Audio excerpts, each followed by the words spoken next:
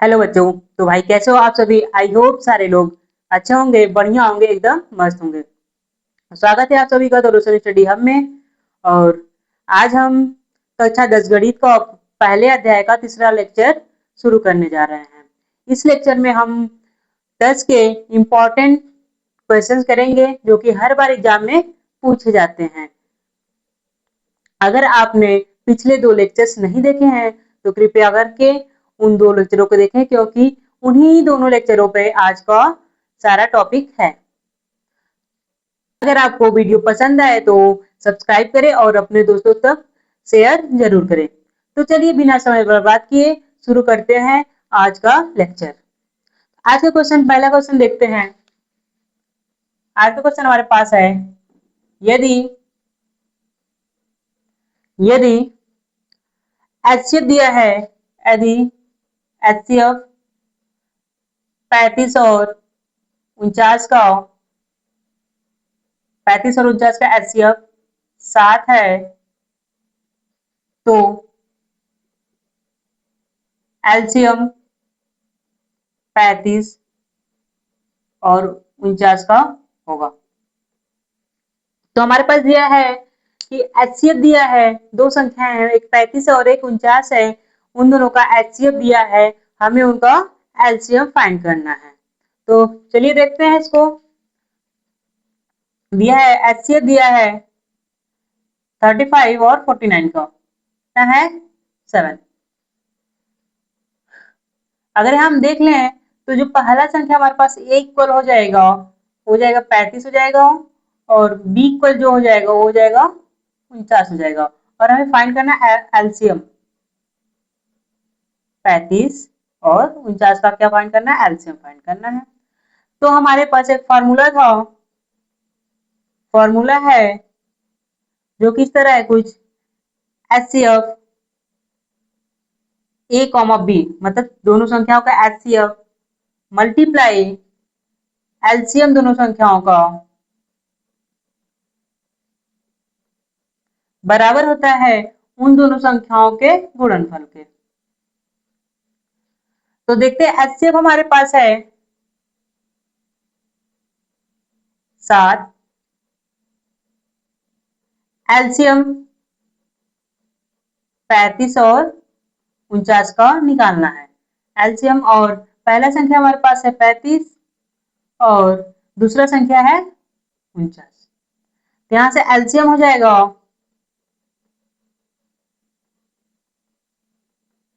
35 multiply 49 बटा में 7 हो जाएगा। यहां से काटते हैं तो 7 से काटेंगे, 7 सते 49। अब 7 को गुणा करा देंगे 35 में, 7 बचे 35, 35 को 5 हासिल 3 गया, 7 त्रिक 21, 21 3 24, 245। हमारे पास एलसीएम 35 और 49 का आया है 245। समझ में आया आप सभी को? अगला क्वेश्चन हमारे पास है,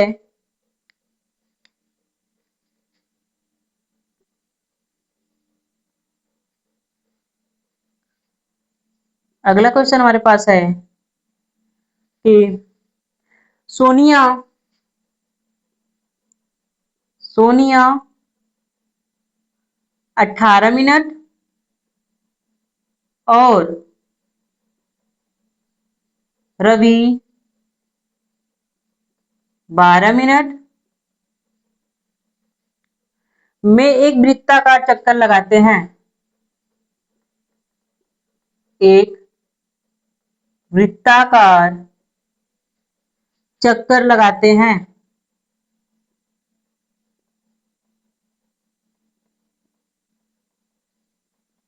लगाते हैं।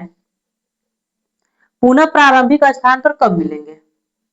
पूछा है पुनः प्रारंभिक स्थान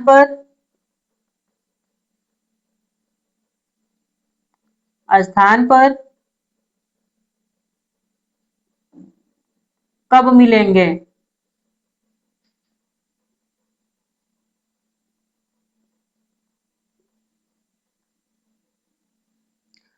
सॉल्यूशन इसका,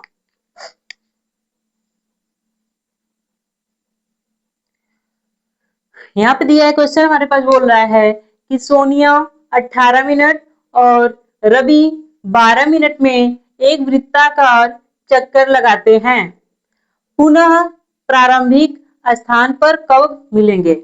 जैसे एक हमारे पास वृत्ताकार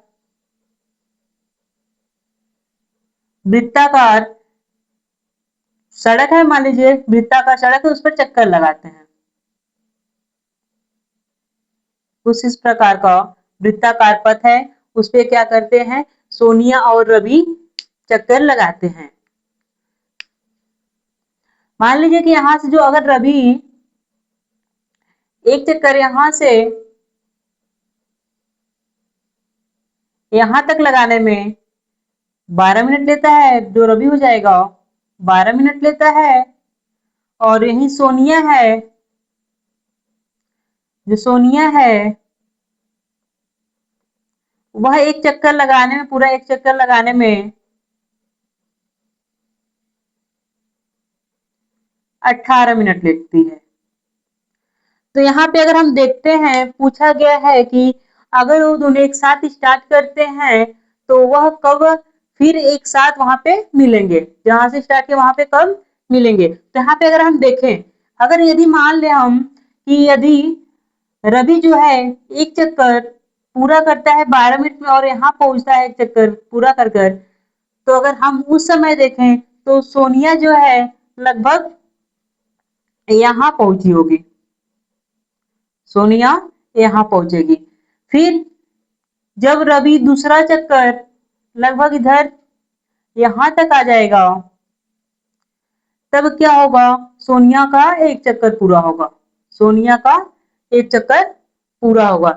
तो हम यहाँ से देखते हैं, तो यहाँ तो 18 मिनट हो गया, लेकिन क्या है कि इस 18 मिनट पर भी सोनिया और रवि एक साथ नहीं मिले या एक स्थान पे नहीं मिले। तो हम यहाँ से देख सकते हैं कि जब भी एक दूसरे से मिलेंगे वह 18 मिनट के बाद ही मिलेंगे। तो जब भी हमारे पास ऐसा कोई क्वेश्चन आता है तो हम उनका एलसीएम निकालते हैं। एक कॉन्सेप्ट याद रखिए आप लोग, कॉन्सेप्ट है हमारे पास है, जब भी कोई चक्र रिपीट होता है, जब भी कोई चक्र या बोले साइकिल रिपीट होता है,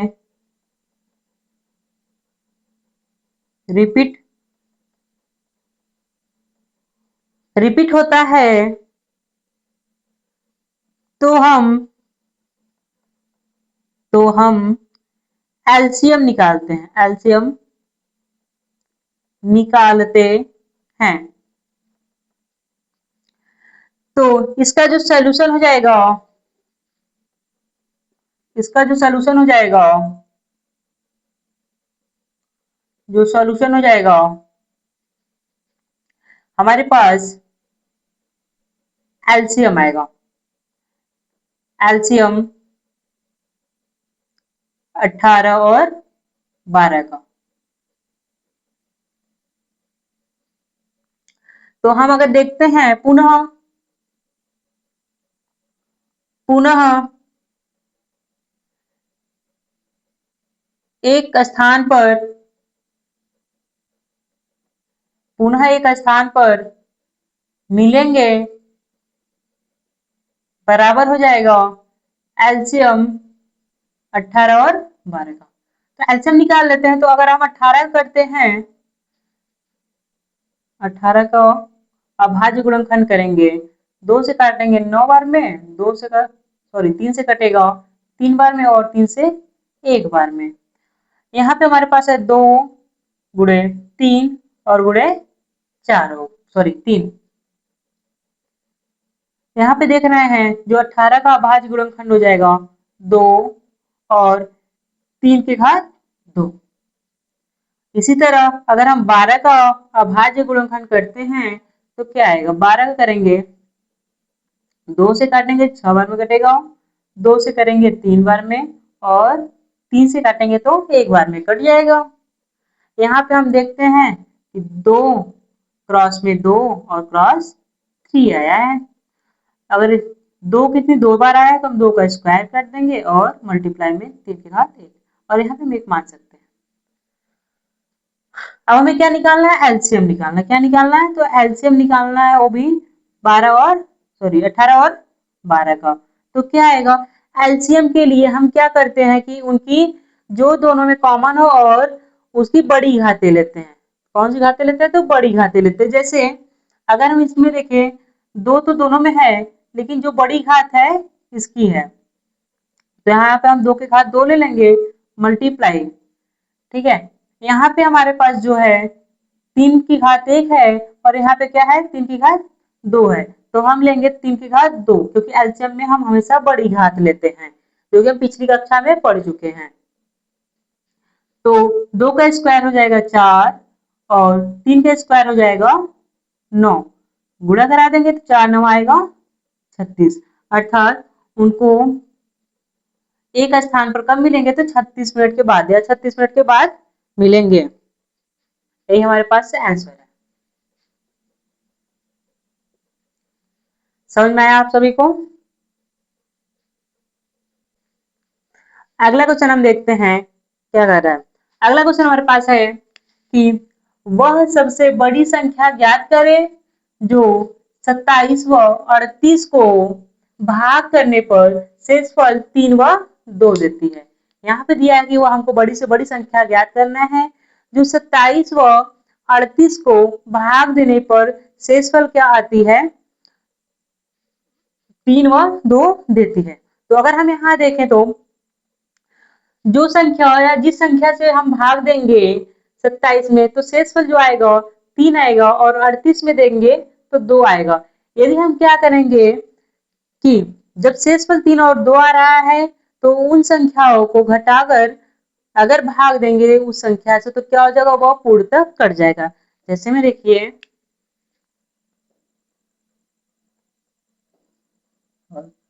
जैसे वह बड़ी संख्या वह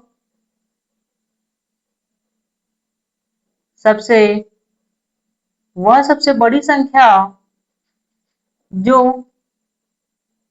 27 व 38 को भाग देने पर शेषफल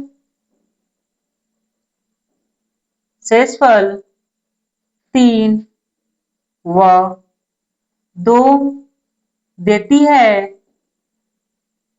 तो वही संख्या वही संख्या 27 माइनस 3 बराबर आएगा 24 व 38 माइनस 2 बराबर हमारे पास आएगा 36 को पूर्णतः विभाजित करेगी। पूर्णतः विभाजित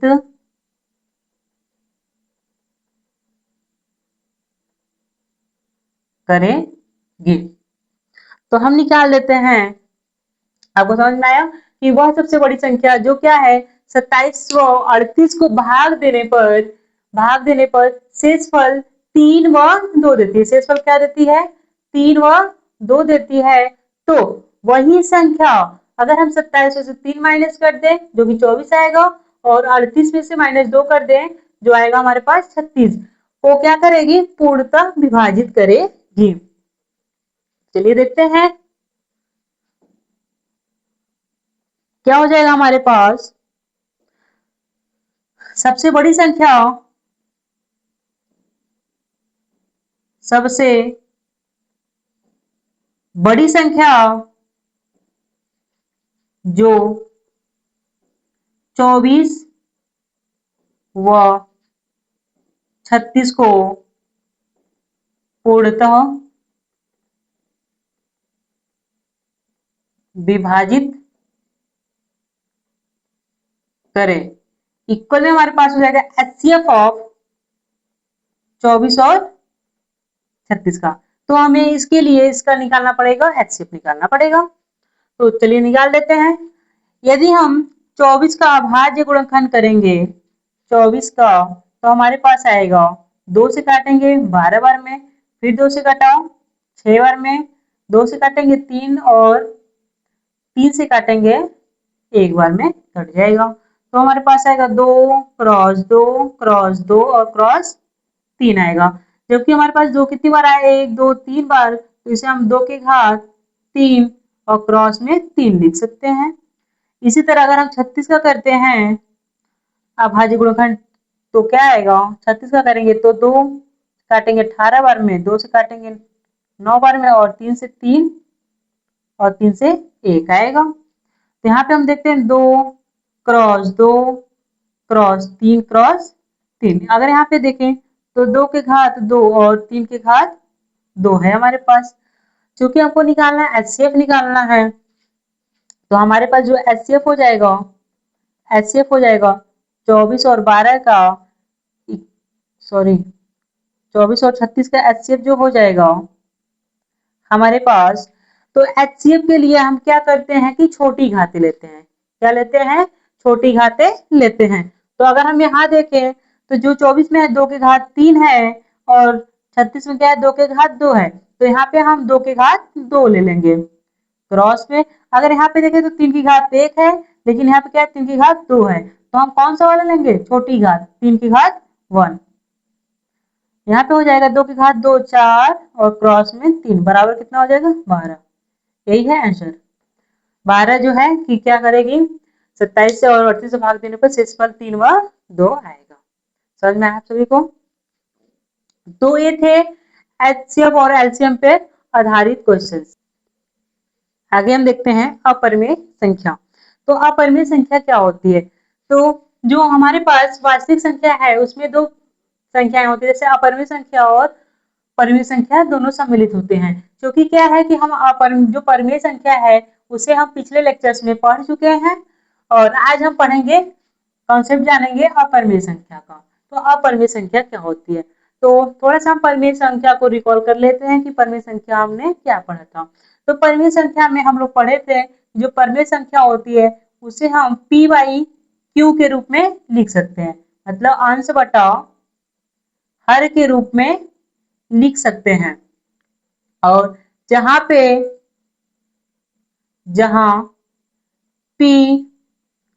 P व Q दोनों पूर्णांक थे, P व Q दोनों पूर्णांक थे, और जो Q का मान है वह 0 के बराबर नहीं होना चाहिए। एग्जाम्पल में हमारे पास था, जैसे 2/3 हो गया, 3/5 हो गया, 2 हो गया, 0 हो गया, etc।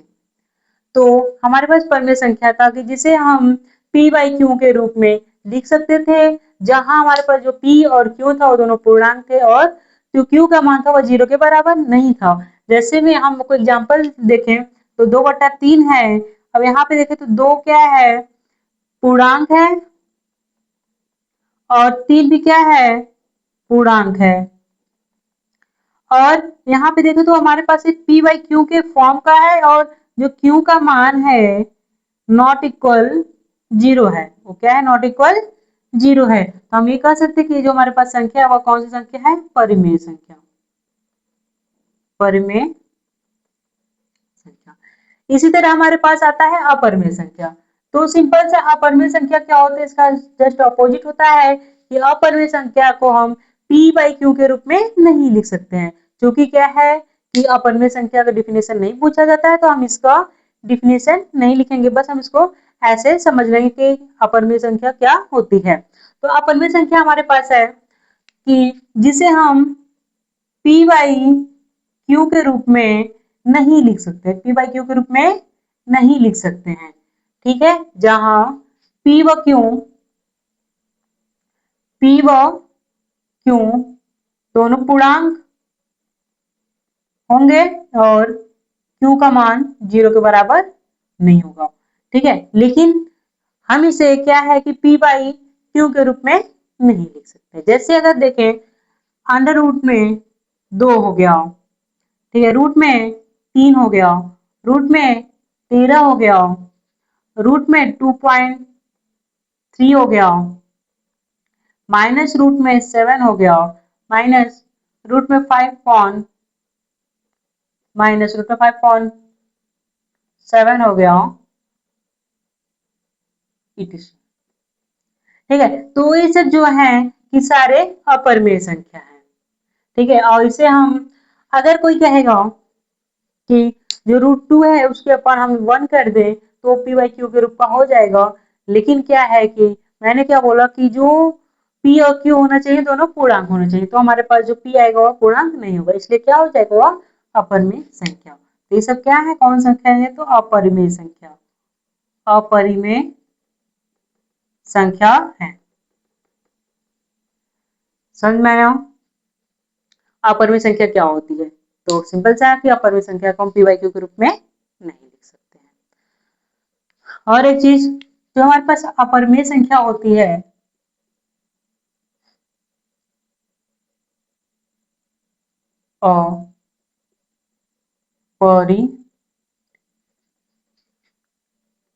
जो हमारे पास अपरिमेय संख्या होती है,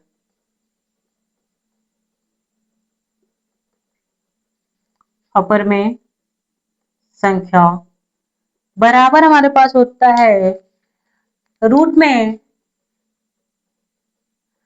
बराबर हमारे पास होता है रूट में धनात्मक संख्या, धनात्मक संख्या जो पूर्ण वर्ग, जो पूर्ण वर्ग न हो। सिंपल सा कॉन्सेप्ट है कि जो अपरिमेय संख्या हमारे पास होता है वह तो अंडर रूट में होता है और वह पूर्ण संख्या नहीं होता है, और सॉरी पूर्ण वर्ग नहीं होता है। और अगर ये हो गया, जैसे अगर हम देखें, जैसे अंडर रूट में अगर हम देख लेते हैं, जैसे 49 हमारे पास है, अगर हम इसे करेंगे तो ये हमारे पास आएगा अंडर रूट में, इसे हम 49 को हम 7 का स्क्वायर लिख सकते हैं, जो कि क्या है, पूर्ण वर्ग है। तो चूंकि आएगा हमारे पास 7, तो ये कौन सी संख्या हो जाएगा, परिमेय हो जाएगा। कौन सी संख्या हो जाएगा हमारे पास, परिमेय हो जाएगा। इसलिए हम जो अपरिमेय संख्या होता है उसमें धनात्मक संख्या होता है और वह पूर्ण वर्ग नहीं होता है, क्योंकि हम रूट में माइनस या निगेटिव संख्या नहीं लेते हैं। तो अगर कहीं रूट में निगेटिव नंबर मिल गया तो वह काल्पनिक होता है, वह काल्पनिक होता है, वह काल्पनिक होता है। और इसके बारे में, काल्पनिक संख्याओं के बारे में आप लोग क्लास 11th में पढ़ेंगे, अभी इसकी कोई जरूरत नहीं है। समझ में आया आपको सभी को कि अपरिमेय संख्या क्या होती है? अगला टॉपिक हमारे पास है वास्तविक संख्याओं पर संक्रिया।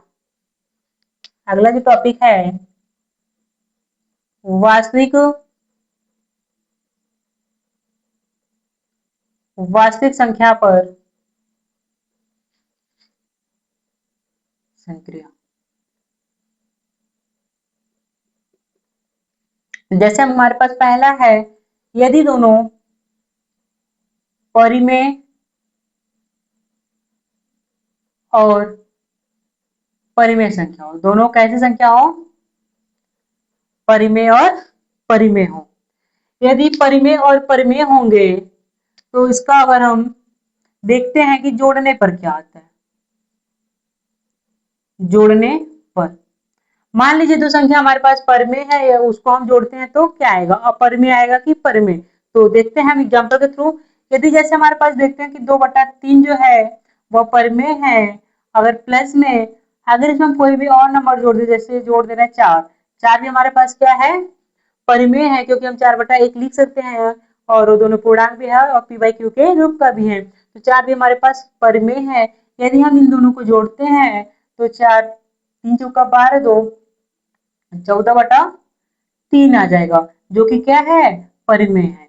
तो हम यहां से देखें कि हमारे पास ये क्या आया है, परिमेय।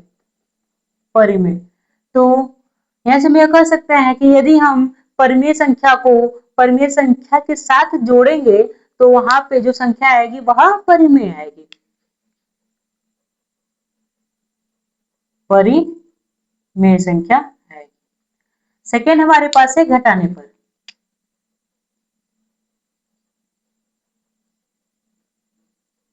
घटाने पर यदि हम घटाते हैं तो क्या आता है, जैसे कोई संख्या हमारे पास है 2/3 माइनस 1/, ये दोनों परिमेय संख्या है और हम इसका माइनस करेंगे। अगर माइनस करेंगे तो इसका एलसीएम जो हो जाएगा 6 हो जाएगा, 3 दूना 6, 2 दूना 4, माइनस 6 कम 6 और तो एक कम 1 हमारे पास हो जाएगा। तो यहाँ जो क्या आएगा 3/6 आ जाएगा। ठीक है, जो कि हमारे पास क्या आया, परिमेय आया। क्या आया, परिमेय आया। तो यहाँ पे हम कह सकते हैं कि घटाने पर भी कौन सी संख्या आएगी, परिमेय संख्या आएगी। ठीक है, यदि हम दो परिमेय संख्याओं को आपस में घटाते हैं, ठीक है, तो हमारे पास परिमेय संख्या प्राप्त होगी। तीसरा है गुणा करने पर। गुणा करने पर यदि हम जब दो परिमेय संख्याओं का गुणा कराते हैं तब क्या आती है, जैसे हम ले लिए 2/3 गुणे 1/2। अगर मैं इसका गुणा करा दूं तो क्या आएगा, 2 एकम 2, 3 दूना 6, 2 एकम 2 और 3 दूना 6, जो कि क्या आया, परिमेय। तो हम कह सकते हैं कि यदि हम परिमेय और परिमेय संख्याओं को गुणा कराते हैं तो हमारे पास परिमेय संख्या प्राप्त होती है। इसी तरह जो हमारे पास अगला है भाग करने पर। भाग करने पर भाग करेंगे तो क्या आएगी, जैसे हमारे पास हो गया, मान लीजिए 2/3 परिमेय है और अपॉन में 4/5 ये भी परिमेय, भाग दिए तो हमारे पास जो आंसर आएगा 5 दूना 10 बटा 4 3 12 काटेंगे और आ जाएगा हमारे पास 2 5 10 2 6 12, जो कि क्या आया, परिमेय। ठीक है, तो ये हमारे पास आ गया परिमेय। ठीक, तो हमने देखा कि यदि हम क्या करते हैं, परिमेय और परिमेय संख्या को, परिमेय और परिमेय संख्या को यदि हम जोड़ते हैं तो भी परिमेय संख्या आ रही है, अगर घटाएंगे तो भी परिमेय संख्या आएगी। ठीक है, गुणा करेंगे तो भी परिमेय संख्या और भाग देंगे तो भी क्या आएगी, परिमेय संख्या मिलेगी। समझ में आया।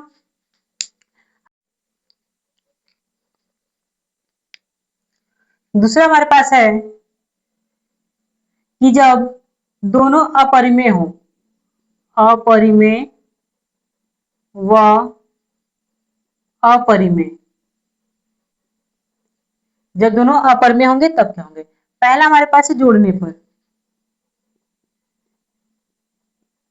जोड़ने पर यदि हम दो अपरिमेय संख्याओं को जोड़ते हैं तो क्या प्राप्त होगा, और यहाँ पे देखते हैं, जैसे हमारे पास 2 प्लस, सॉरी, यहाँ पे दोनों अपरिमेय है तो जैसे √2 हो गया प्लस में √3 हो गया। अगर हम इसको जोड़ेंगे तो क्या आएगा, √2 प्लस √3, जो कि क्या है, एक अपरिमेय है।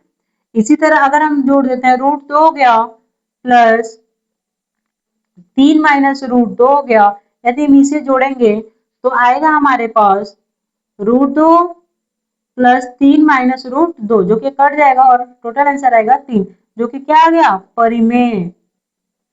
परिमेय। ठीक है, और ये हमारे पास आया अपरिमेय। अपरिमेय, तो हम कह सकते हैं कि जोड़ने पर इसमें परिमेय, परिमेय या अपरिमेय दोनों आ सकती हैं। इसी तरह घटाने पर भी होगा।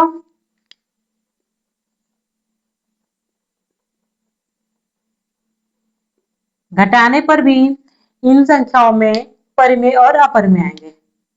परिमेय भी आ सकते हैं और अपरिमेय भी आ सकते हैं। तीसरा है गुणा कर। अगर गुणा करेंगे तब क्या आएगा, यदि हम क्या करते हैं इसमें, अगर गुणा करेंगे तो भी क्या आएगा, परिमेय और अपरिमेय ही आएगा। परिमेय और अपर में ही आएगा। चौथा है भाग करने पे। चौथा क्या है? भाग करने पे। यदि हम भाग करते हैं तो भी हमारे पास क्या आएगा? पर में भी आ सकता है और अपर में भी आ सकता है। समझ में आया आप सभी को? और अगला देख लेते हैं सी, पार्ट सी देख लेते हैं इसका। पार्ट सी हमारे पास आएगा, यदि क्या हो, एक परिमेय हो, एक परिमेय हो व दूसरा अपरिमेय हो। एक अपरिमेय हो, ठीक है। तो इसमें देखते हैं पहला, जोड़ने पर।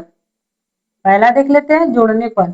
यदि हम एक परिमेय संख्या और एक अपरिमेय संख्या को जोड़ते हैं, जैसे हमारे पास मान लीजिए कि परिमेय संख्या 3 हो गया और प्लस रूट में 2 हो गया। अगर इसको जोड़ते 3 प्लस रूट 2 आएगा, जो कि क्या है? अपरिमेय है, ठीक है। यदि मान लीजिए हम एक परिमेय संख्या जैसे कि 7 हो गया बाई 2 हो गया प्लस, अगर हम इसको रूट 5 या रूट 3 कर दे तो भी अगर जोड़ेंगे तो हमारे पास आएगा 7 प्लस 2 रूट 5 अपॉन 2, जो कि क्या है? अपरिमेय। तो हम एक परिमेय व एक अपरिमेय संख्या को चाहे जोड़ें और या चाहे घटाएं तो क्या कौन सी संख्या आएगी? अपरिमेय संख्या आएगी। अपरिमेय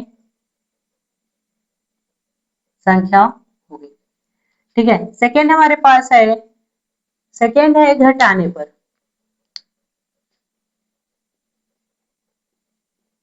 घटाने पर यदि हम घटाते हैं तो भी हमारे पास क्या आएगा? अपरिमेय संख्या आएगा।